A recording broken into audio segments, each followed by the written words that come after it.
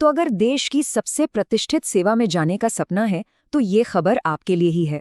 UPSC civil सेवा परीक्षा 2026 का नोटिफिकेशन आ चुका है और ये समझिए कि उस बड़े सफर का पहला कदम यही है। तो आइए इस पूरे नोटिफिकेशन को एकदम आसान भाषा में समझते हैं ताकि बिल्कुल साफ रोड मैप तैयार हो सके। देखिए, ये सिर्फ एक परीक्षा नहीं है, ये तो आईएएस, आईपीएस और आईएफएस जैसी सेवाओं का दरवाजा है। मतलब वो भूमिकाएं जो सच में हमारे देश का भविष्य बनाती हैं। जरा सोचिए, एक आईएएस बनकर नीतियां बनाना, एक आईपीएस बनकर कानून व्यवस्था की कमान संभालना, या फिर एक आईएफएस के तौर पर पूरी दुनिया में भारत का झंडा बुलंद करना। असल में देश को गढ़ने का मौका यहीं से मिलता है। और इस साल का टारगेट नंबर है 933। जी हाँ, करीब करीब 933 पदों पर भर्तियां होनी है। हर कैंडिडेट के लिए मंजिल यही नंबर है। मानकर चलिए कि मुकाबला तो जबरदस्त होगा, लेकिन ये भी सच है कि मौका उससे भी कहीं ज्यादा बड़ा और शानदार है। मौका तो बहुत बड़ा है, लेकिन सबसे पहला और जरूरी सवाल कि इसके लिए योग्य कौन है। तो चलिए अब फटाफट योग्यता की शर्तों पर एक नजर डालते हैं।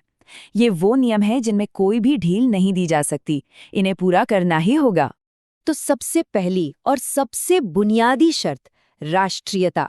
आईएएस, आईपीएस और आईएफएस जैसी टॉप सेवाओं के लिए भारतीय नागरिक होना जरूरी है।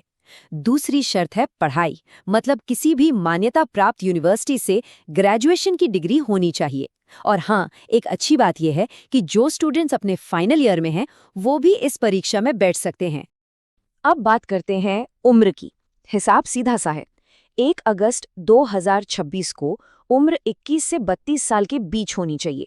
मतलब जन्म 2 अगस्त 1994 से पहले का और 1 अगस्त 2005 के बाद का नहीं होना चाहिए। हाँ, ये जरूर है कि आरक्षित श्रेणियों के लिए ऊपरी उम्र सीमा में कुछ छूट दी गई है। और अब आते हैं उस सवाल पर जो सबके मन में होता है, मौके कितने मिलेंगे।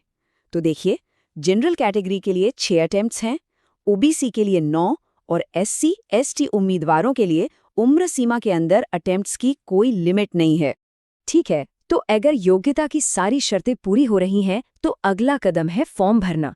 देखिए, ये पूरी प्रक्रिया अब ऑनलाइन है, इसलिए इसके हर स्टेप को बहुत ही ध्यान से समझना जरूरी है ताकि कोई गलती ना हो। आवेदन का पूरा प्रोसेस 3 आसान स्टेप्स में बटा हुआ है। सबसे पहले upionline.nic.in पर जाकर URN यानी कि यूनिवर्सल रजिस्ट्रेशन नंबर लेना है। दूसरा स्टेप है कॉमन एप्लीकेशन फॉर्म भरना और आखिर में जिस परीक्षा के लिए अप्लाई कर रहे हैं उसका स्पेसिफिक मॉड्यूल पूरा करना। 1 मिनट, यहाँ जरा ध्यान दीजिएगा। फॉर्म भरते समय एक लाइव फोटो खींचनी होगी, मतलब उसी वक्त, और साथ ही एक सादे कागज पर 3 बार साइन करके उसे अपलोड करना होगा। ये बातें छोटी लगती हैं पर हैं बहुत जरूरी, क्योंकि एक छोटी सी गलती से भी फॉर्म रिजेक्ट हो सकता है। अब आती हैं वो तारीखें जिन्हें बिल्कुल नहीं भूलना है। चाहें तो कैलेंडर में अभी के अभी मार्क कर लीजिए। एप्लीकेशन 4 फरवरी को शुरू होगी और 24 फरवरी शाम 6 बजे बंद हो जाएगी। ध्यान रहे, शाम 6 बजे मतलब 6 बजे। ये डेडलाइन बहुत सख्त है। और प्रीलिम्स परीक्षा की तारीख है 24 मई 2026। और एप्लीकेशन फीस की बात कहें तो वो सिर्फ 100 रुपये है। और अच्छी बात यह है कि महिला, एससी, एसटी और दिव्यांग उम्मीदवारों के लिए कोई फीस नहीं है, उन्हें इससे पूरी छूट मिली हुई है। चलिए, फॉर्म तो भर दिया, पर असली सफर तो अब शुरू होता है। मतलब परीक्षा के स्ट्रक्चर को समझना। सिविल सेवा परीक्षा के 2 चरण होते हैं और इन दोनों को ठीक से समझना ही कामयाबी की पहली सीढ़ी है। देखिए, पहला स्टेज है प्रीलिम्स। ये सिर्फ एक स्क्रीनिंग टेस्ट है। सबसे जरूरी बात जो याद रखनी है वो ये कि इसके नंबर फाइनल मेरिट में नहीं जुड़ते। इसका काम सिर्फ गंभीर उम्मीदवारों को भीड़ से अलग करके अगले स्टेज तक पहुंचाना है। असली मुकाबला तो मेंस परीक्षा से शुरू होता है, क्योंकि फाइनल रैंक उसी के नंबरों पर बनती है। तो मेंस का पूरा हिसाब किताब कुछ ऐसा है। लिखित परीक्षा होती है 1750 नंबर की, जिसमें निबंध, जनरल स्टडीज और एक ऑप्शनल सब्जेक्ट के पेपर होते हैं। और जब ये पड़ाव पार हो जाता है तब आता है 275 नंबर का पर्सनालिटी टेस्ट, जिसे हम इंटरव्यू भी कहते हैं। तो इस तरह कुल मिलाकर हुए 2025 अंक। बस इसी टोटल में से जो प्रदर्शन रहेगा उसी के आधार पर फाइनल मेरिट लिस्ट बनेगी। और यही वो लिस्ट है जो तय करती है कि आईएएस, आईपीएस या आईएफएस बनने का सपना पूरा होगा या नहीं। और आखिर में कुछ सबसे ज़रूरी नियम, इन्हें हल्के में बिल्कुल मत लीजिएगा, क्योंकि इनका पालन नहीं किया तो सारी मेहनत बेकार हो सकती है। तो इन्हें बहुत ध्यान से सुनिए।